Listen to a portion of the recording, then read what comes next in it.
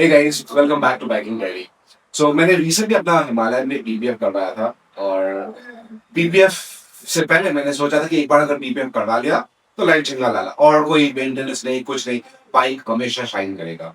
पर तभी मुझे याद आया कि मेरे काफी दोस्तों ने अपने बाइक पे पीपीएफ करवा के रखा था एंड आफ्टर सम मंथ्स वो शाइन चला जाता है, वो पीपीएफ और अच्छा नहीं दिखता है, लगता है कि बाइक के ऊपर पीपीएफ है या प्लास्टिक कोटिंग है, समथिंग लगता है, इट डजंट लुक नाइस।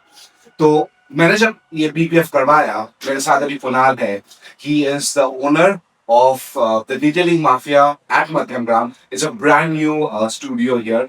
2 दिन में इनके साथ काफी अच्छा रिलेशन बन गया, तो इनके साथ मैं बात कर रहा था कि क्यों ऐसा होता है। तब मुझे पता चला कि पीपीएफ करने के बाद भी पीपीएफ को मेंटेन करना होता है। आप जैसे अपने बाइक, नॉर्मल बाइक या कार को जैसे मेंटेन करते हो, even PPF needs maintenance. For example, आप कोई भी सर्विस स्टेशन, पेट्रोल पंप में जाके जेट स्प्रे से वॉश नहीं करा सकते, हार्श केमिकल्स या सोप से वॉश नहीं करा सकते। ऐसे काफी सारा छोटे छोटे चीज है जो मुझे पीपीएफ करने के बाद पता चला। और ये भी पता है कि काफी लोग पीपीएफ करवा लेते हैं पर फिर भी उनको ये बात पता नहीं। इसीलिए मैं आज ये वीडियो बना रहा हूँ कुणाल के साथ, जो कि एक एक्सपर्ट है, और वो आपको आगे बोलेंगे कि एक गाड़ी या बाइक पे जब पीपीएफ चलता है, ताकि सालों साल वो शाइन रहे, पीपीएफ अच्छा से रहे, क्या करना चाहिए और क्या नहीं करना चाहिए। कुणाल। हेलो। एक्चुअली बात ऐसा है कि पीपीएफ जो हम करते हैं ना, तो फर्स्टली हम लोग पीपीएफ करने के जो प्रोसेस है उसमें हम लोग पहले डिटेलिंग करते हैं। डिटेलिंग करने के बाद गाड़ी में हम लोग पीपीएफ अप्लाई करते हैं। वो 5 years to 10 years का पीपीएफ आते हैं हम लोग के पास। जो बाइक में हम अप्लाई करते हैं वो 5 years का हमारा पीपीएफ होता है। और उस पर एप्लीकेशन करने के बाद हम उसको 1 day to 7 days तक मेंटेनेंस मोड में रखते हैं। आफ्टर 7 days हम लोग मेंटेनेंस में देखते हैं कि कहीं पे कोई बबल्स हैं या कुछ भी आए हो, वो हम लोग रिजॉल्व करके कस्टमर को प्रोवाइड कराते हैं। आफ्टर दैट मीन्स जब हमारा पीपीएफ कंप्लीट हो गया, हमने कस्टमर को हैंड ओवर कर दिया, हम 3 चीजों पे ज्यादा फोकस करते हैं। पहला ये है कि गाड़ी को कहीं भी वॉश नहीं कराना है, बिकॉज पानी में भी आयरन होते हैं और हम जो वॉश करते हैं उसमें फिल्टर रहता है, जिससे वो आयरन सारा रिमूव हो जाता है और हमारा प्रॉपर पीपीएफ हो जाता है उधर। But after the PPF completion, वो जब हम लोग वॉश कराते हैं ना, तो वो जो आपके कुछ लेयर्स रहते हैं नीचे साइड में या कहीं पे भी गैस रहते हैं, उधर से अगर थोड़ा भी उधर वो डस्ट चला जाए तो पीपीएफ आपका धीरे धीरे रिमूव होना चालू हो जाता है। और येलोइश जो एक सबसे प्रॉब्लमेटिक मार्केट में टोन है कि कुछ दिन में पीपीएफ येलो हो जाता है, ये सबसे बड़ा एक इशू है। जो कि कस्टमर हमेशा हम लोग को बताते हैं कि मेरा पीपीएफ येलो हो जाता है। उसका बेसिक सबसे पुराना और सबसे बड़ा ये रीजन है ना कि आप कहीं भी पानी से धो रहे हैं या वॉश कर रहे हैं, उसको हम लोग उसके बाद तो मेंटेन कुछ करते नहीं है, जस्ट वॉश करते हैं। कोई भी फोम से, कोई भी शैम्पू से आप बाहर वॉश कराते हैं, किसी भी केमिकल से वो लोग वॉश करते हैं। बट हमारे पास जो वॉश है ना, वो हम लोग 3 pH ऑफ वॉश करते हैं, जिसमें हम लोग पहले आपका अल्कलाइन वॉश करते हैं, देन एसिडिक वॉश करते हैं, देन न्यूट्रलाइज करते हैं। इससे क्या होता है, हमारा पीपीएफ के ऊपर में जो 10 माइक्रोन का जो हमारा सेरेमिक है वो मेंटेन रहता है।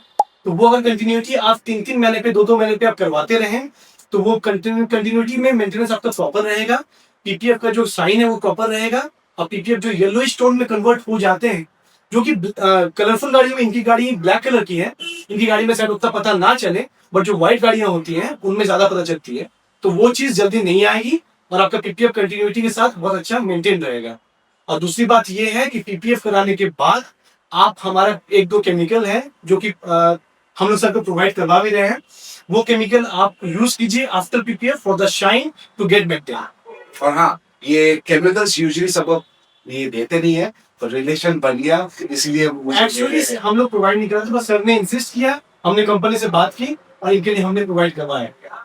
एंड वन मोर थिंग, ये वीडियो कोई पेड नहीं है, ना मुझे कुछ पैसा बन रहा है, ना इन्होंने मुझे कुछ पैसा दिया है। This is only for your information, ताकि आपको पता चले कि असलियत में पीपीएफ करने के बाद क्या करना चाहिए, क्या नहीं करना चाहिए। क्योंकि मुझे भी आज से पहले पीपीएफ के बारे में पता था, पर इन डिटेल्स ये सब कुछ पता नहीं था। सो इन शॉर्ट, अगर आपने पीपीएफ करवाया, ये कोई पेट्रोल पंप या नॉर्मल सर्विस स्टेशन से, नंबर 1, प्रेशर वॉश मत करवाइए। हार्श केमिकल्स, शैम्पू से वॉश नहीं करवाइए। एक मैं इंटरप्ट करूंगा सर, हमारी बात, जो प्रॉब्लम इधर है ना कि प्रेशर वॉश में भी प्रेशर का लिमिटेशन होता है। आप कहीं भी करवाते हैं वॉश, तो वो लोग प्रेशर को ना कभी भी मेंटेन नहीं रखते। कभी कहीं पे ज्यादा फ्लो मिलेगा, कहीं कम मिलेगा। जो एयर का जो स्पीड है ना, वो भी कहीं ज्यादा मिलेगा, कहीं कम मिलेगा। वो डैमेज कर देता है। वो ऑब्वियस है ना कि पीपीएफ एक काइंड ऑफ प्लास्टिक ही है तो प्लास्टिक ही। जैसा फोन में करवाते हैं लैमिनेशन, वो एक हाई क्वालिटी मटेरियल है जो स्ट्रेचेबल है और ब्रेक नहीं होता। बट उसमें जब आप करवाते हैं तो उसके बाद जब आप कोई भी सर्विस स्टेशन में वॉश करवा रहे हैं, उनका जो प्रेशर है वॉश का, वो आपका पीपीएफ को ऑटोमेटिक है लेयर्स में डैमेज करेगा ही करेगा। इसीलिए हमने बताता है कि कोई भी, मतलब ऐसा नहीं कि आप डिटेलिंग माफिया से कराए तो डिटेलिंग माफिया में आइए, आप ऑल इंडिया कहीं भी जाइए तो डिटेलिंग स्टूडियो में जाइए, वहां पे जाके पीपीएफ को वॉश करवाइए, डिटेलिंग कंप्लीट करवाइए और पीपीएफ आपका मेंटेन करिए। और सालों साल शाइनी बाइक या कार का मजा होता है। एकदम एकदम एकदम 100%। या वन लास्ट थिंग, आपको अगर कहीं में पीपीएफ करवाना है और आप अगर कंफ्यूज हो, जरूर एक बार द डिटेलिंग माफिया एट मकैन में आइए। इनका काम देखे मैं एकदम फिदा हो गया, दिल खुश हो गया, गार्डन गार्डन हो गया। और इसीलिए एक के बाद एक अभी बाइक्स और कार्स जरूर होगा मेरा। Thank you thank you so much, thank you.